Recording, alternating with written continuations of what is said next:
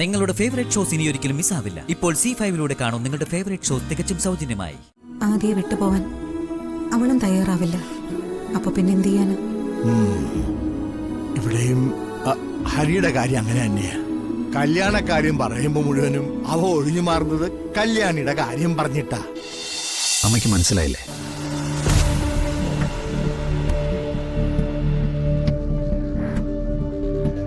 Hello hello,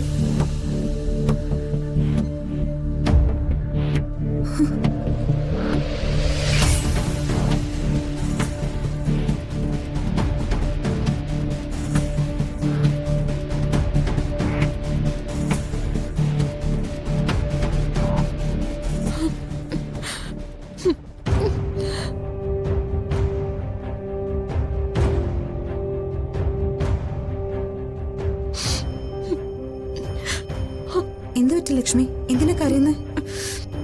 ഒന്നുമില്ല. എന്താ കാര്യമെന്ന് പറ, നമുക്ക് പരിഹാരം ഉണ്ടാക്കാം. ഒരു പരിഹാരമില്ല. ഞാൻ ഈ കരിയിലും പുകയിലും കിടന്ന് കഷ്ടപ്പെടുന്നത് എന്റെ മോക്ക് വേണ്ടിയല്ലേ. അവള് പറഞ്ഞതൊക്കെ ഞാൻ വാങ്ങിച്ചു കൊടുത്തു. കടം വാങ്ങിച്ച് കൂട്ടി വെച്ചത് എല്ലായിടത്ത് അവൾക്കെല്ലാം വാങ്ങിച്ചു കൊടുത്തു. എന്നിട്ടും അവളെന്നെ ചതിച്ചില്ലേ? എന്തു പറ്റി? ഇപ്പോഴത്തെ ഫാഷനല്ലേ, അവൾ ഒരുത്തന്റെ കൂടെ ഒളിച്ചോടിപ്പോയി.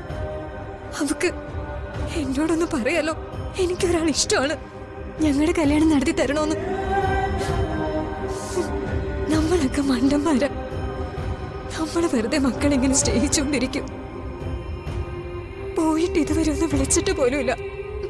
അറിയോ, ഞാൻ എത്ര തവണ വിളിച്ചു എന്നറിയോ? ഒന്ന് ഫോൺ എടുക്കണ്ടേ, ഒന്ന് സംസാരിക്കണ്ടേ? ഇന്നവളുടെ പിറന്നാളാ. രാവിലെ മുതൽ അതും പറഞ്ഞോണ്ടാ സുഖമില്ലാത്ത അവളുടെ അച്ഛൻ കരയുന്ന. ഞാനൊന്ന് ഓർക്കണ്ടെന്ന് കരുതിയതാ. വെറുതെ അവളുടെ ഫോട്ടോ ഒന്നെടുത്ത് നോക്കിപ്പോയി.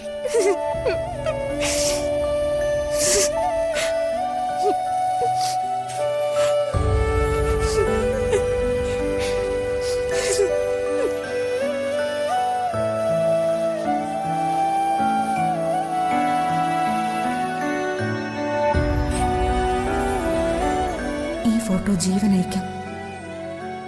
തൽക്കാലം രക്ഷപ്പെടാൻ ഇതേ വഴിയുള്ളൂ. അല്ല, ഇവരിപ്പോ എവിടെയാണെന്ന് എന്തെങ്കിലും ധാരണയുണ്ടോ? എവിടെയാ? ദൂരെയാ. അത് മാത്രമേ എനിക്കറിയത്തുള്ളൂ.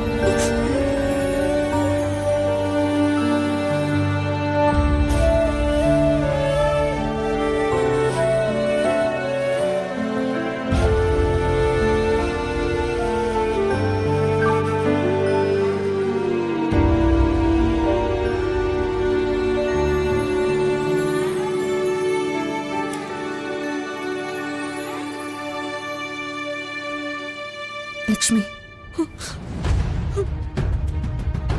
എത്ര നാൾ വരെ അവൾ അച്ഛനമ്മമാരെ ഓർക്കാതെ ജീവിക്കും? അവൾ തിരിച്ചു വരും. സമാധാനമായിട്ടിരിക്കുക.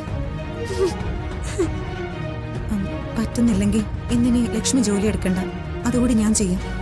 അത് വേണ്ട സുജാത, എത്ര നേരം കഴിഞ്ഞു ഞാൻ വന്നോളാം.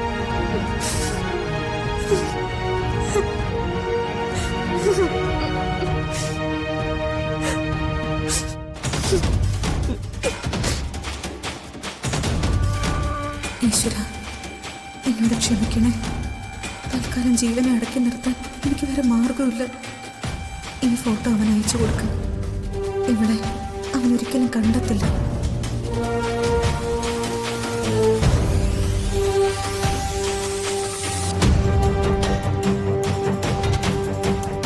ക്ഷമിക്കണേ ദൈവമേ.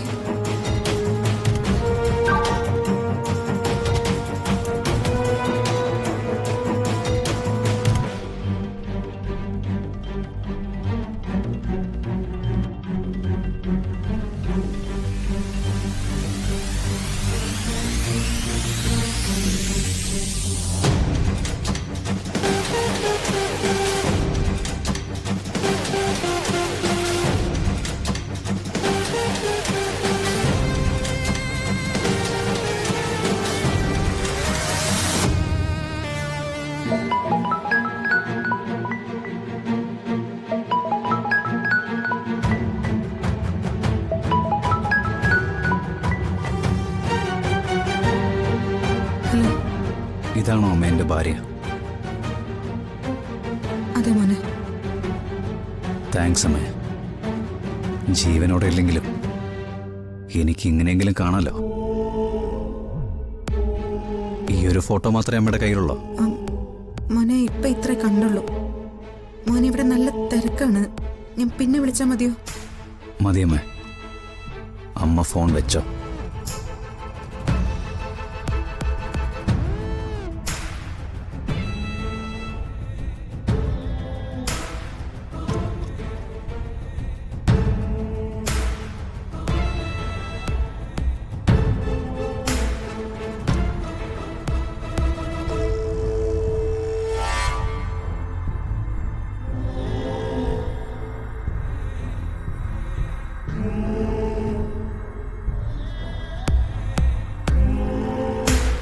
എൻ്റെ ഭാര്യ മരിച്ചിട്ടില്ല.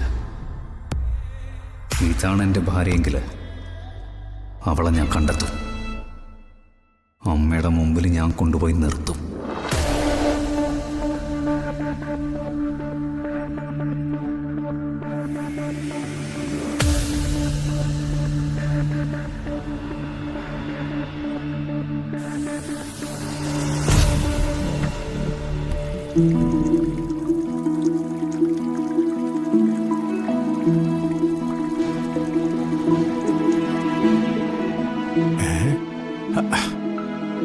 മോട്ടർ അടിച്ചതാണല്ലോ.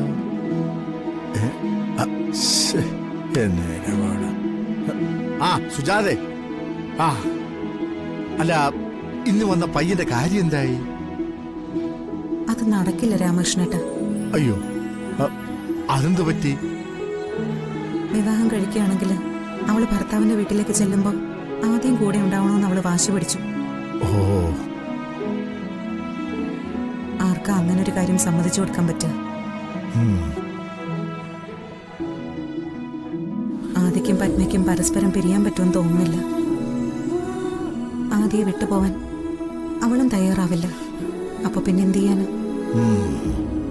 ഇവിടെയും ഹരിയുടെ കാര്യം അങ്ങനെ തന്നെയാ. കല്യാണക്കാര്യം പറയുമ്പോ മുഴുവനും അവ ഒഴിഞ്ഞു മാറുന്നത് കല്യാണിയുടെ കാര്യം പറഞ്ഞിട്ടാ.